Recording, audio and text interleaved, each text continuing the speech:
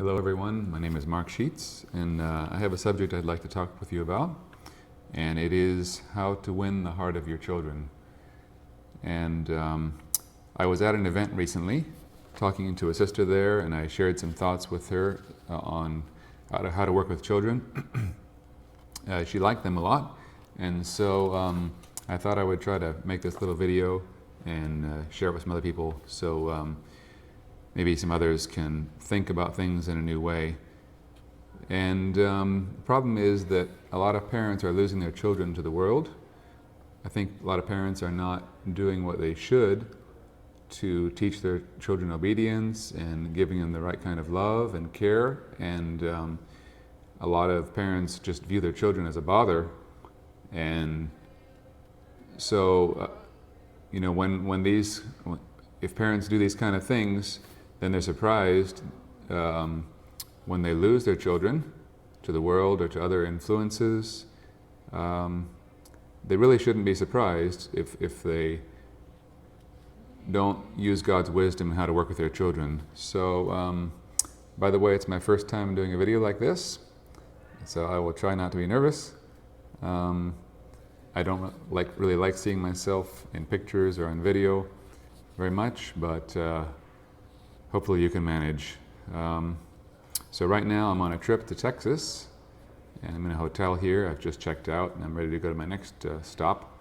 But I'm here in the dining area, and there's not been a lot of traffic because I've been here for a while getting ready, but in case somebody comes by and or talks or something like that, you'll understand. And so I want to talk about a lot of things, but I want to talk about how to love your children, how to make life exciting, and also how to have the right kind of discipline.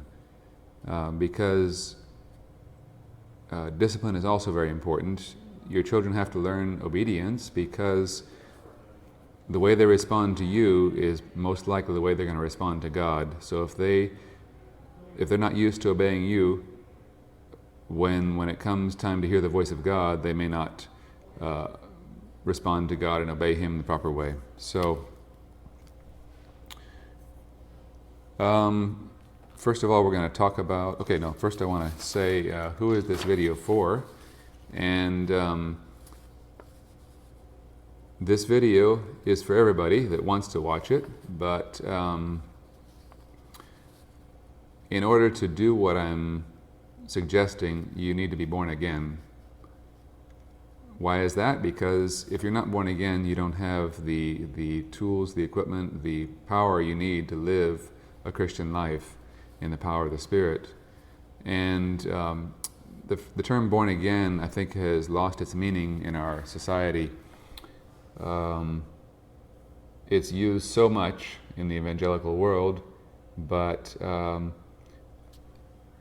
I think people don't really understand what that means. And there's a lot of verses in the Bible. Some talk about believing in your heart, confessing with your mouth, and other verses talk about repent, being baptized, and receiving the Holy Spirit. And so I have found some teaching, or I should say someone shared some teaching with us recently, and I want to recommend it for everybody on that subject. And there's an English teacher, I don't mean a teacher of English, but a teacher from England, I think he is. It's David Pawson, and he has done an incredible teaching series on how to be born again. So that's David Pawson, and Pawson is spelled Pawson.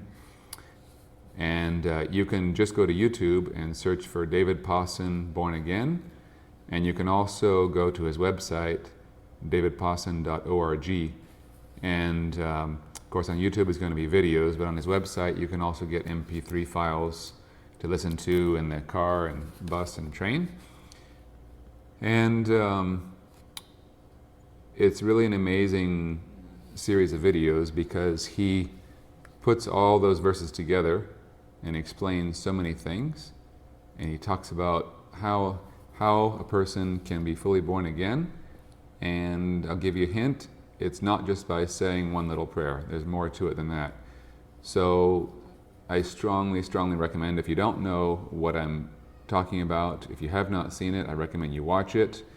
I personally have watched the whole series. It's 6 videos, more than once. I've listened to it a number of times, and every time I listen, I get something else out of it. It's just amazing to me. I learn more and focus on different parts, and so I just highly recommend that. So this what I'm talking about is going to be primarily to those who are born again. If you're not born again in that way, you may want to stop watching this video right now, and you may want to go and check that out, because that's more important right now. That everybody needs to be born again, and so you may want to focus on that first and then come back here. But assuming that some people will still be watching after that, so what I want to talk about is first, an ideal case. When we're talking about raising young children and keeping them, keeping their heart, winning their heart. And I'm going to also talk about if your children are older and perhaps you have not done everything right. Is there any parent who has done everything right? Probably not, but some have done better than others, and some have done worse than others. So I want to talk about some of those cases too. So first of all, I want to recommend another resource. There's some teaching by Denny Kenaston, and you can find that on sermonindex.net. Sermonindex.net is the website, and let's see, I can find it here. It's the Godly Home series. The first message is The Holy Art of Training Children. So, as I understand it, Denny Kenaston has done 2 different seminars or conferences on training children, and this is the second one. I've heard that there's some things lacking in the first one, but I think as he grew and matured and learned more, then he did another one, and this time I really recommend that. So he talks about how to work with young children and so many other things, and it really opened my eyes to some things that I had not seen before. So I recommend that. You can find that on sermonindex.net. His name is Denny, D-E-N-N-Y, D-E-N-N-Y, Kenaston, K-E-N-A-S-T-O-N, and then search for Denny Kenaston Godly Home series, and you should be able to find that there.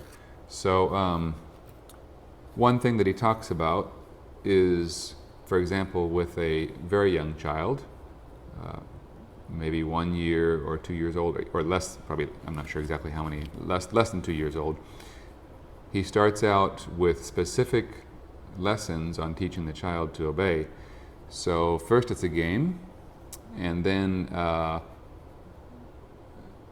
he makes it a little bit harder and waits, for example, until the child is busy, and then he starts out making it a game like "Come to Daddy," and then after a while, then when he's sure that the child understands it, he will test the child, and for example, when the child is playing with toys, and then say, "Okay, come to Daddy now," and see how the child responds. So he explains all of that, and I'm not going to go into that right now. But I want to talk about just some basics that I've seen that I think parents need, and I think more than anything else, I think it's love. And you may say you love your children, and praise God for that. And maybe almost every parent loves their children. But how do you see your child? Because how you see them is going to control how you treat them. Do you see your children as future adults, as friends, or do you see them maybe as a bother, somebody you have to correct and discipline and spank and tell what to do and keep them out of trouble? I think that's going to be a problem if you see them that way. So I hope that you can see them as future adults, and that you really, really value them and respect them, and you desire to have a relationship with them and to be their best friend. That's my opinion on how it should be. And I had 5 younger brothers and sisters when I was growing up.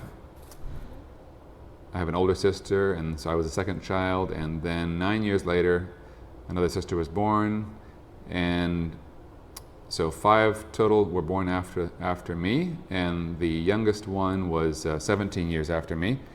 So I had a lot of experience being around young children, and I can say at that time I didn't really value them or appreciate them to a great degree. There was always somebody in diapers, it seemed, and made life more complicated. We couldn't do things as a family that I would have liked to do, and they're always making noise and getting dirty and running around. I did appreciate them at that time, but just probably not as much as I did later on. Now they're all grown up, and except for one sister died when she was 14 years old, but all the rest of them are grown up and married and have their own children. So and I really value the relationships that I have with them now. So, but just talking about my journey in that, it wasn't until I got separated from them a little bit that I began to appreciate more. And so what happened was my parents moved out with the younger children, and my grandparents moved in.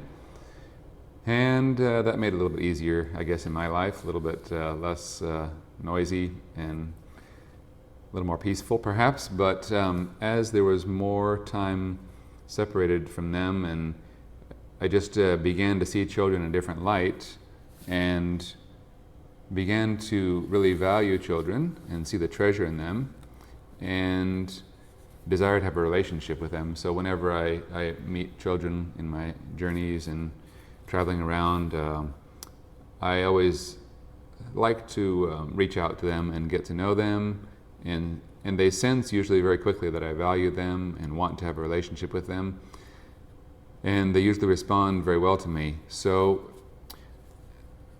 I think that another thing that can happen is that people get married and maybe are not really really having a desire to have children, but children come along anyway, and kind of cause problems in their life, and it takes a lot of work to care for them, and it makes perhaps it makes life harder. And I think people, especially the people that marry young, may have a harder time appreciating children than those that have to wait for a while. The longer you wait for something, the more you're going to value it in general. And if you have to wait, imagine like Abraham in the Bible had to wait 20 or 25 years for a son. I don't remember exactly the moment, but he had to wait a long time. And can you imagine how happy they were when that first child was born? Now compare that with perhaps a couple that gets married at 17, 18, 19, 20 years old, and within a year they have a screaming baby on their hands. And they may not value it the same way that Abraham valued Isaac, or I hope you understand what I'm saying, that sometimes parents don't see the treasure in children. I observe that a lot as I observe families with children. And you can see in the way the parents treat their children, you can see how much they value them. Because if you really value them, there's a special way you treat them. It comes across in everything, in what you say, how you say it, and tone of voice, and so many things. That attitude comes across, and children sense that. You can't hide it. If you think your children are a bother and you wish you didn't have them, that's going to be a big problem for your relationship with them. And don't be surprised if they rebel, or things go badly, and if they don't want to listen and don't want to obey. So the best way to get obedience from your children is to love them a lot, and to really, really value them and spend time with them and teach them, and they sense that, and they should want to be with you. So if they want to be with you, then you've got something to work with. Another thing I like to talk about is excitement in life. I think children need excitement. I think that we all, and we should make life exciting. I guess, but the first thing is you have to, life has to be exciting for you, and the best way I know to do that is to walk with the Lord in the way He's designed, and to really have a gusto for life, a pleasure in life, and that comes by the Holy Spirit being in you and giving you a desire to love others and to be around others. And if you're conquering life and coming in from, if you're living above as one of those more than a conqueror, then you can enjoy life much more than if you're just struggling along and just trying to survive. If you're just trying to survive, and if you don't enjoy life yourself, then don't be surprised if your children don't want to be around you. You need to get it together yourself and find God and let Him do all those things, and it's possible. That's what Jesus came to do, is to give us life and give it in life, an abundant life. And I think that means it's exciting. And it's not just about going to church. It means walking with God. It means whatever you believe in, you need to experience it. And I am very much involved in something called the Last Reformation right now. It's a movement that started by Torben Søndergaard. That's my English way of pronouncing his name. I don't think that's the way he says it, but that's the best I can say at the moment. Torben Søndergaard from Denmark, and so it's you can find it at thelastreformation.com. And what I think they've done a really good job with is teaching us how to believe God for healing and to see miracles in life. So children need to see reality. So whatever you believe in, they need to see it working out.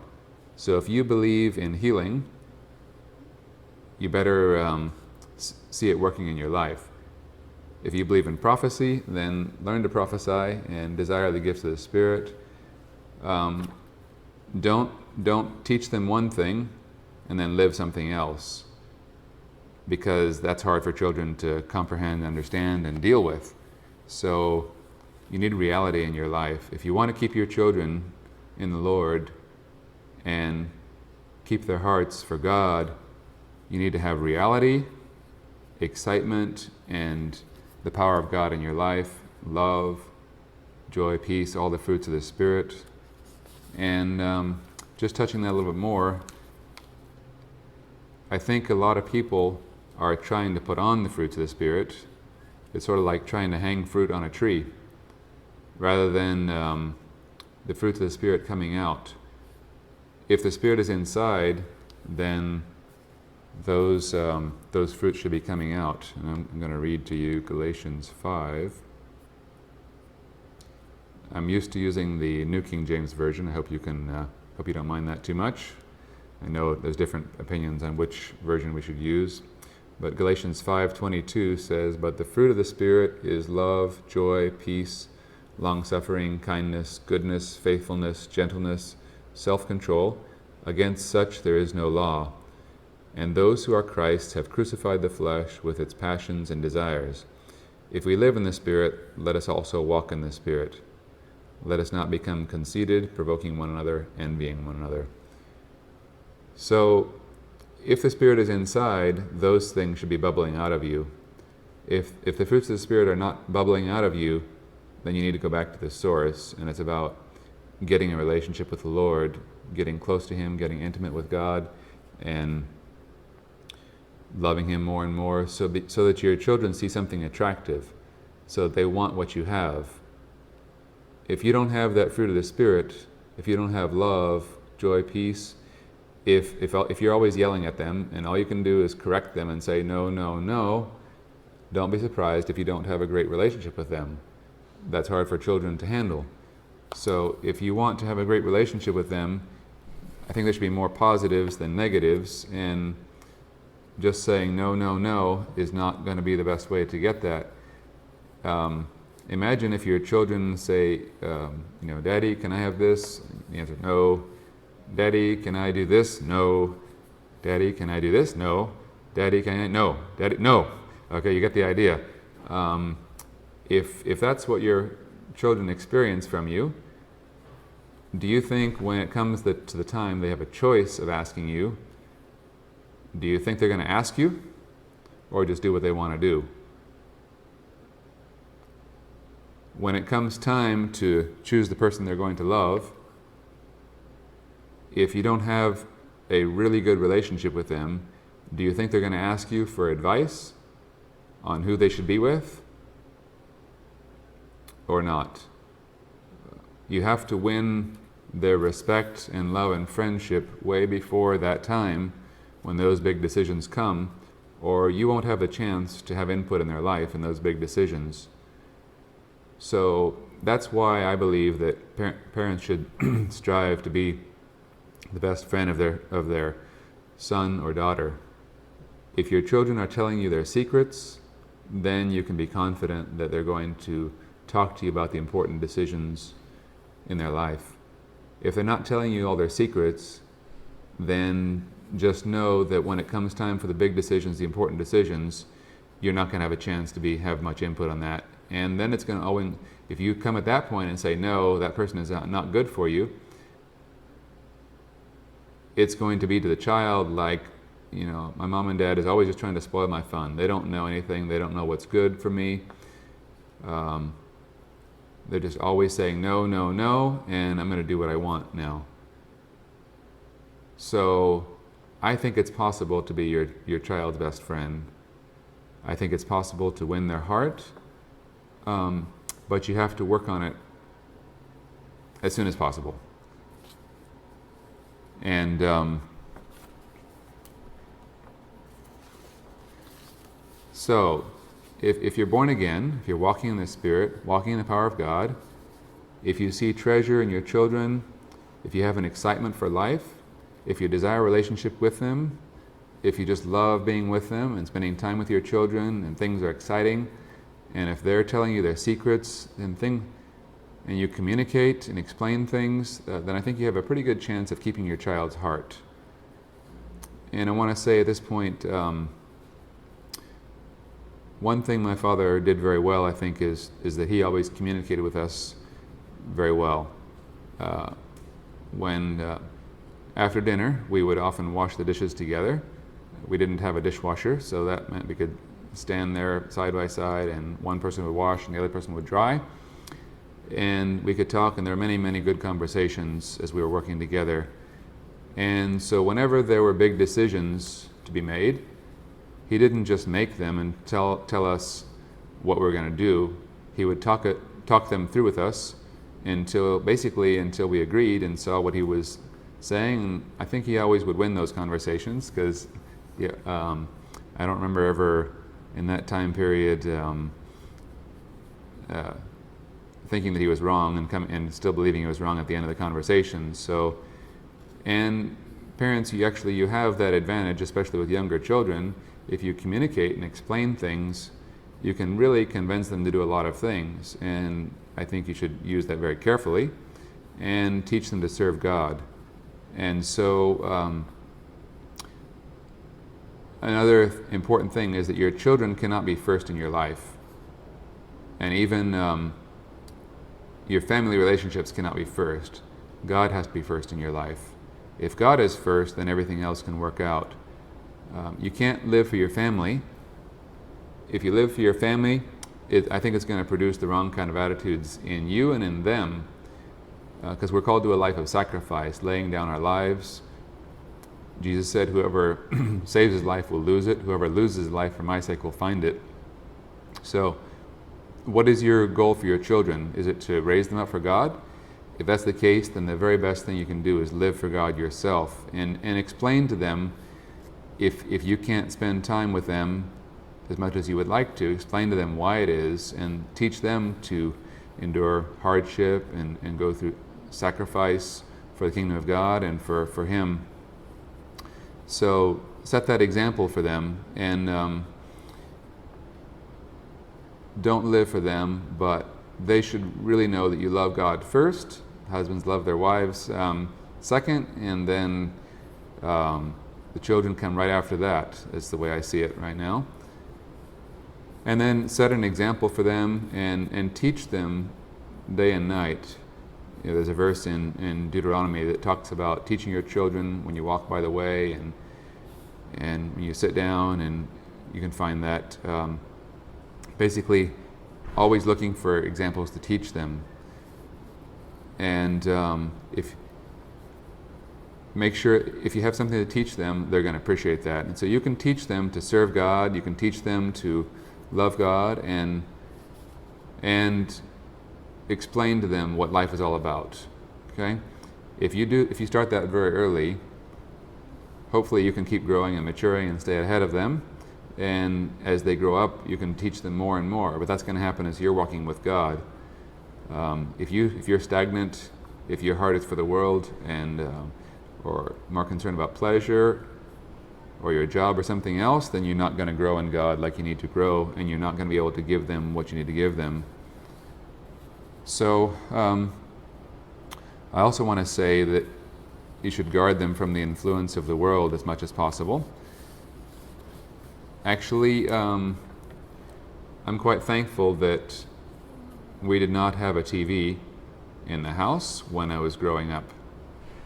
And actually, I didn't miss it. My father explained to me why we didn't have it, and I accepted that. And actually, I looked down on other families that had one. I'm not saying that's a good thing to do, but this is the kind of thing you can teach children. If you have that relationship with them early and explain why you're doing things, then they can learn to endure what could be thought of as sacrifices like that. I think you should also teach them not to look down on others, and just there's all kind of things to learn in those respects if they have one, but just know that there's a lot of influence of the world coming in, and you can't really control it. So, and I think that not having a TV helped me preserve a good sense of humor. People that are used to watching TV for hours and hours and hours, and comedy shows, after a while they don't even laugh anymore when there's jokes, good jokes.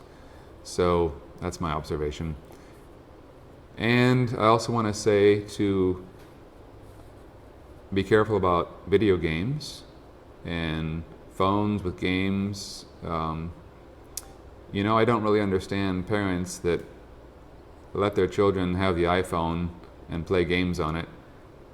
For one thing, if it's turned on, if it's not in airplane mode, then it's got quite a bit of radiation coming out from it, and children are very susceptible to radiation, more so than adults. And then handing a piece of expensive electronics to a little toddler, and they drop it and probably drool on it and who knows what. I don't get that myself. And just want to tell you that I made it all the way through college and never had a cell phone. Somehow I survived, and a lot of people have survived without cell phones. And there's lots of studies about how these electronics and games and video games are affecting children. I'm not an expert on that. You could research that. But I think we have to be careful about letting children get used to all that kind of stimulation. If you're going to take that away, do it very carefully. Ask God for wisdom. I would suggest even fasting and praying for wisdom in these kind of things.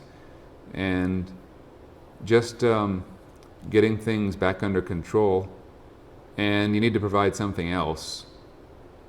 If they're used to playing with the phone all day long and now you're going to take it away, maybe you should have something else to give them instead. And I don't know what that would be, but I would think and pray about that. Let God give you wisdom. Again, everything I'm saying is for those that are born again and The Holy Spirit can speak to you and tell you what to do, give you wisdom. Please don't do anything just because I say it, because I'm not the authority in your life. And if you do it just because I say it and it doesn't work out well, then you may blame me. But if you do it something because God says and then things don't go well, you can just talk to God about that. Then you don't have to blame me. So, actually I had quite a carefree childhood. There was no TV. Of course, this is before computers, really. No internet. Not a lot of the temptations and problems that are so common today. And I'll mention something else. Josh McDowell did a very good presentation at Moody Founders Week in 2015, and on YouTube you can find that. If you just search for Moody, that's Moody, Founders Week 2015, there's a video by Josh McDowell, Wednesday, February 4th, 2015, I think that's the right one. And he talks about how very young children are being exposed to pornography, like sometimes 7 or 8 years old. And this often happens through a cell phone at their friend's house or at school or something like that. So I would just recommend that you watch that and then decide what you need to do about that. But life is getting harder and harder for children, I think, to grow up. And be careful of other influences. If there are young boys, I'm talking about, 9, 10, 11, 12, 13, 14, around that age, and if mail comes in and there's advertisements with ladies in their underwear, you may not want to just leave it sitting around for them to have to deal with. I recommend that you try to help shield them as much as possible, and then teach them about those subjects. And that's a big subject. I'm not going to go into that right now, and I'm not sure that I really have all the answers on that, but I recommend paying attention to those things. So let's see where we are here. So I guess just recapping, I think it's possible to win your children's heart and to keep your children's heart. Just really, really give it attention. I think life can be exciting. Okay, I know something else I want to talk about. I think that a lot of times children are smarter than parents. Parents keep thinking that maybe sometime the children are going to obey them the first time they speak. But children know when they have to obey, and that's usually when they obey. So whether it's the first time, the second time, third time, fourth time, fifth time, or when you start raising your voice or use their middle name or something like that, they know when they have to obey. So, how they obey you is going to be how they may obey God.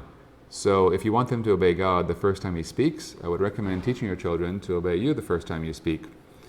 So whatever you would do on the fifth time, just do that after the first time instead of the fifth time.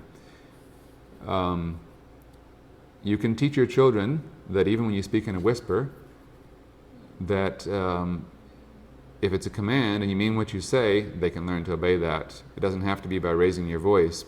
And I think a very important point is to distinguish before you speak whether it's a suggestion or a command. Sometimes what I see mothers do especially is give commands when they should be giving suggestions. And then they don't really mean it, so they back off and let their children not carry it out. So before you open your mouth, I suggest that you stop and think, is this a suggestion or a command?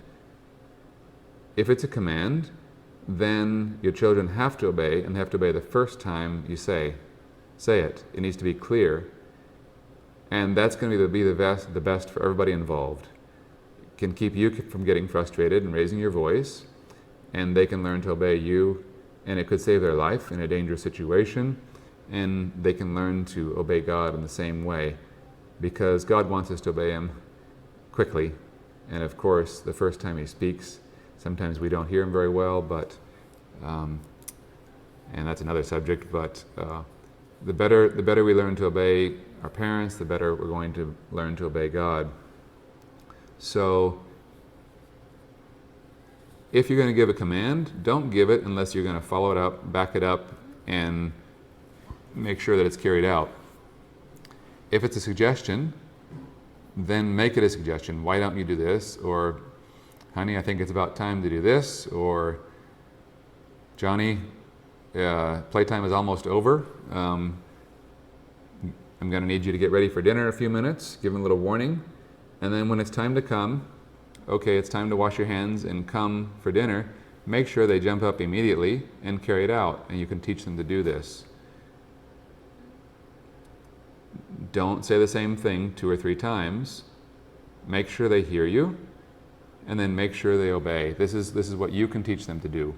It's your decision whether you want them to obey on the first, second, third time, or only when you scream or raise your voice or get angry. And also, Denny Kenaston talks a lot about how to discipline your children. But I'll just say this: if you discipline your children, you should not do it when you're angry. If you do it when you're angry, you're going to cause problems, and you've already messed up. You've already done something wrong. Because there should be patience in your life, so even if they knock something over and break it, it shouldn't ruin your day, I hope. If they knock over a vase of flowers, hopefully that's not going to ruin your day, and you can have some patience and long-suffering with them. But there are times to discipline, but just make sure that you don't do it when you're angry. It should be done with love. And if there's a time of discipline, at the end of it, when the discipline gets out that thing that's bothering your child and making a separation between you and restores the relationship, you should be able to hug your children after a time of discipline, and there should be love restored. If that's not happening after every time of discipline, then you're not doing something right. And I would recommend again that teaching by Denny Kenaston. So there's another thing I wanted to mention. It's kind of related to keeping life exciting and full of love and joy. I just want to give you a little example. So here's a quick question for you: how do you wake up your kids in the morning? And I guess most of the time kids should wake up on their own if they have enough sleep. But maybe as they get older, they're staying up too late, and then you have to wake them up for school. But how about waking them up with a kiss? If you love your children and you're excited to start a new day, instead of yelling at them from the other side of the house, why not come in and wake them up with a kiss, and then make it very clear that just because it was with a kiss, it doesn't mean they don't need to get up. It's your job, again, to make sure they understand they need to obey and respond and get up. But life can still be pleasant, can still be exciting, can still be joyful, loving, even with obedience required. And but of course, again, focus on getting them into bed at the right time so they have enough sleep so they feel good when they get up in the morning. And if they're not waking up, they're probably staying up too late. And you should know what's happening there too, I think. So focus on looking for ways to make life exciting, looking for ways to love, looking for ways to share God's love together and be in life together. Life is exciting. And if you had to live many years without children or many years without a spouse, then I think you would know, you would value more what you have. If you have a spouse, if you have children, then I hope you see them as a real treasure and really value them. This is going to make a huge difference in the relationship and can make things so much better. So God bless you, and I look forward to sharing more things with you in the future. Okay, so I watched some of the video and reviewed some. I'm going to try to improve my camera techniques and everything, but I forgot a couple things I wanted to say. One thing I want to do is talk about what if you have not been doing everything right, and what if you want to change some things now. So if you have older children that you can talk to and explain these things to, if you realize that you've been letting them get away with not obeying the first time, then what I would recommend is sitting them all down together and apologizing and explaining what you've been doing wrong, and tell them that from now on things are going to change. That before you've been letting them get away with not obeying the first time and however long it's been, and then tell them now things are going to change, and explain to them, apologize, and ask their forgiveness, and then start. You may want to give them one or two warnings to to get with the program, and then after that, I would start enforcing it as soon as possible. That when you give a direct command, you expect it to be carried out, and then whatever you would do when they don't obey, that's what you need to do after the first time, as long as you make sure they heard you, they understood, and it was clear. I think that's one of the important things, is getting their attention, making it clear they heard you and they expect them, and then make sure that they carry it out. It's really the best thing. It's going to be the best way for you and your family to really have that respect for what you say. And also, I think husbands need to back up their wives. So putting myself in the place of you husbands, if I ever heard my child disrespect or dishonor my wife, or not obey, I would want to do my best to make sure that never happened again. Because sometimes ladies have a hard time enforcing their word, a little bit softer heart, and maybe they don't want to punish the child, but I would want to back them up to teach them to respect their mother, and to make sure they really, really respect that word and really respond quickly and enthusiastically. That's something you got to work with, but it's just really the best way. If you mean what you say, think about whether it's important to do it or not, and then make sure the child carries it out. So I hope these comments have been helpful, and I just really want to see parents all over that really love their children, love to spend time with them, make life exciting. They love each other, parents love each other, and provide a loving home, and there's stability, the fear of God, and life can be exciting. Home can be a great place to be and learn to grow in the fear of God, and to get to know God, and to love Him, and teach Him to evangelize, teach Him to share God's love with others, to do good deeds, to do good works, and to get excited. If your life is wholly given to God, if you're wholly given to His kingdom, you can bring your kids right along with that.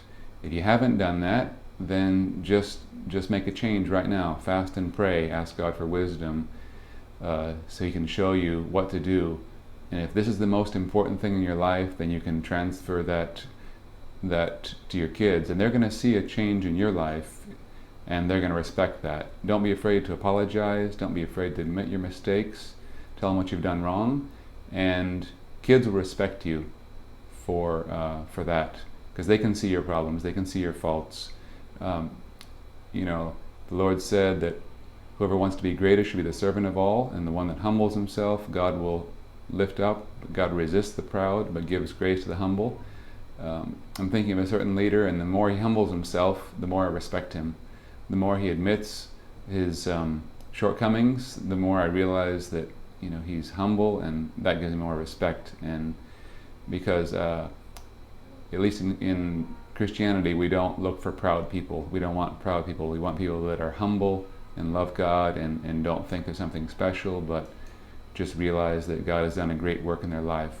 So don't be afraid to humble yourself before your kids. It's the best thing you can do. So, all right, I look forward to hearing from you, and maybe we'll have more thoughts to share in the future. God bless you all.